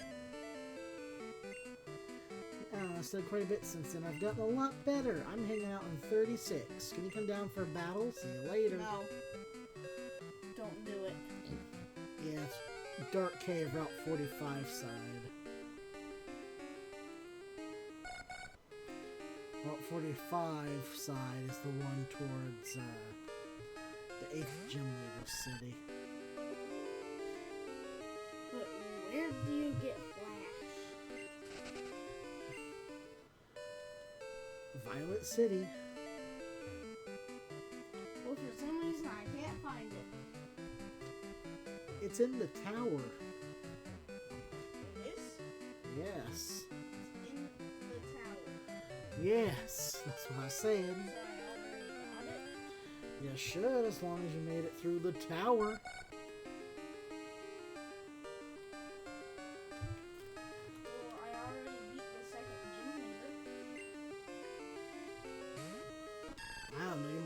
just skip the tower. No. I battled it. You beat everyone in Bellsprout Tower? Yeah, pretty sure. Then they should have given you a flash for beating them. Yeah, I got flash. You really need to pay attention to what's happening. No, I don't. Yeah, you do. No, I don't.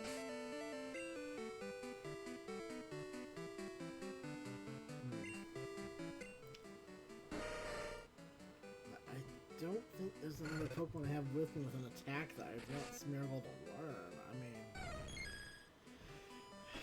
it would get overridden eventually anyway.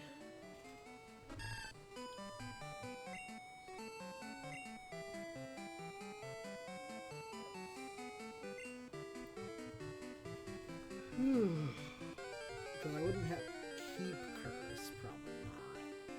Or Daddy. Yes. I'm the savior of the village. Do you know how? No. I beat Team Rocket. No, you didn't. I did. No, you didn't. Yeah, No, you didn't. I did. No. Yeah.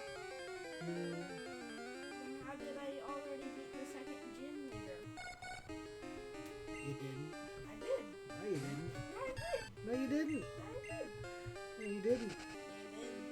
No, because you couldn't even beat yourself out of a paper bag. Huh? You couldn't even beat yourself out of a paper bag.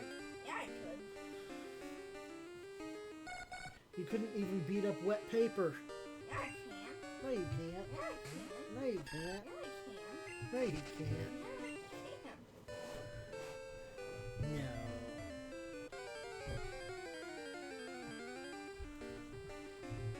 Here, don't believe me? Look at these shiny badges. I don't see any badges. Yes, you do. No, I don't. And then, Yes, there's no badges. it says 2. There's no badges. No, stop. They need to see it. No badges. No badges. They need to No see it. badges. You guys can No see it, right? badges. Nope. Yeah. Nope. Yeah. No. See, 2 badges right here. No badges. 2 badges. No badges. 2 No badges. 2 badges. Stop. 2 badges. 2 badges. 2 badges. I have 2 badges.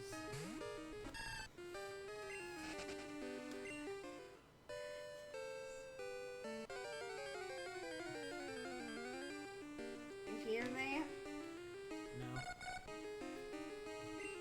Why, you little... Why, you little...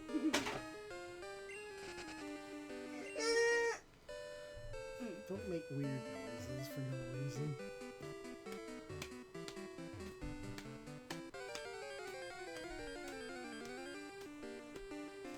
Why, you little? Sounds like you're asking for a grounding. Or sentences.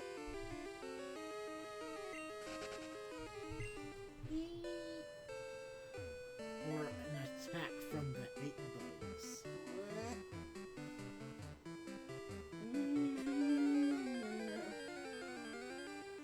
You sure like to attract those hate bugs, don't you? There's a Smeargle.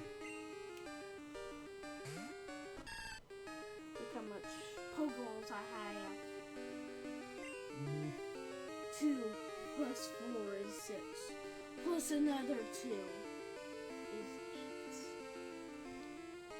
I guess Body Slam's the best option here.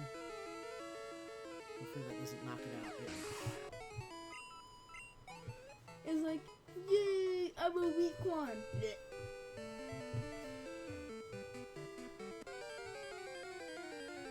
Another Smeargle. Oh yeah, it was. That's good. Body Slam was too much for it. Yeah, use Tackle. Maybe Tackle would do better. It did way better. What's sketch? It lets it learn any move. And it just learns tackle. Yep. It should already have tackle. Nope, all it learns is sketch. That's it? Yep. Every 10 levels, Smeargle learns sketch. That's all it learns. Yep. Every single 10 levels. Yep. I want to see. The color of the mysterious fluid secreted from its tail is predetermined for each Smeargle. Time to go train the Pokemon.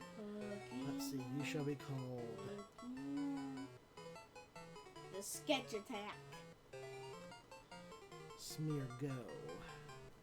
Why Smear Go?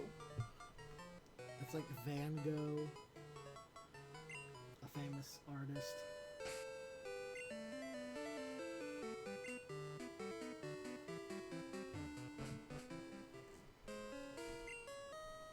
Wait, how did he get up there to do that puzzle?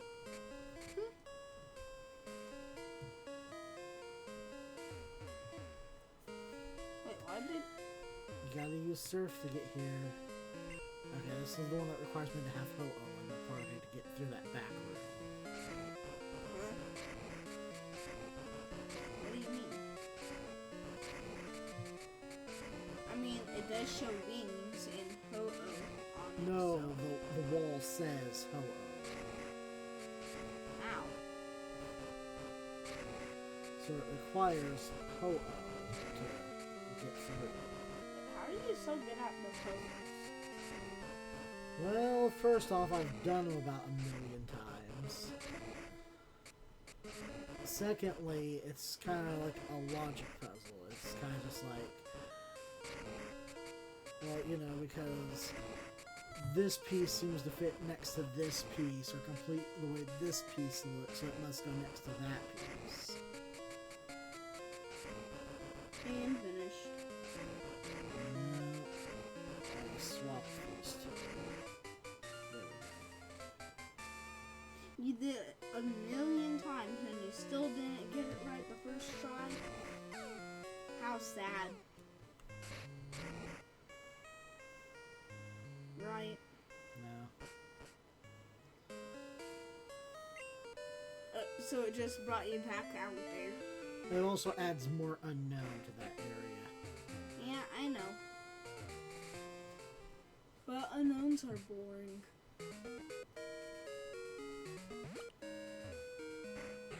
Wait, I wonder how much unknowns I have. Wait, how much unknowns do you have?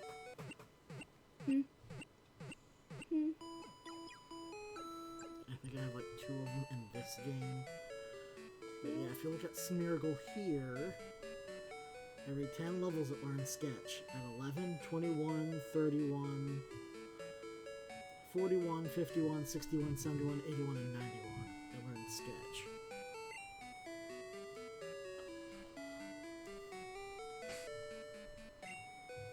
So it can even learn flamethrower? Yeah. You can also learn like Sacred Fire. Or you can learn any of the legendary Pokemon's signature moves. It's one of the few Pokemon that can Thunder? learn any move. Yes, it can learn Thunder.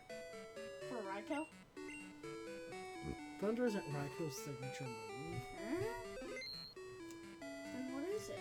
Legendary dogs don't have a signature move. Oh, well, Uh-oh is Sacred Fire. Lugia's is Aereo Blast. Moltres? Moltres doesn't have one, neither does Articuno or Zapdos.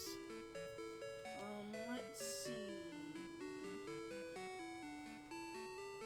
I got nothing.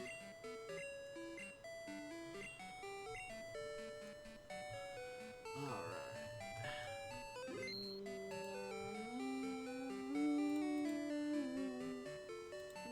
So this should go up by 2 more, and so should this one. Since What's it called? Smeargle?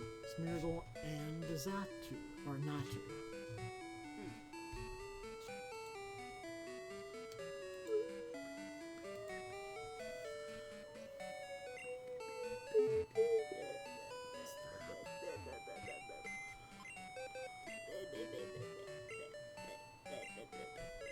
Why do you feel the need to make weird noises all the time?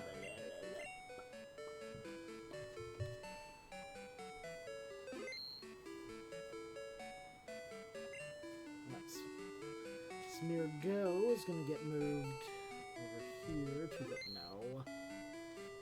What, is it your dad senses again? Yes. How do you have such good dad senses?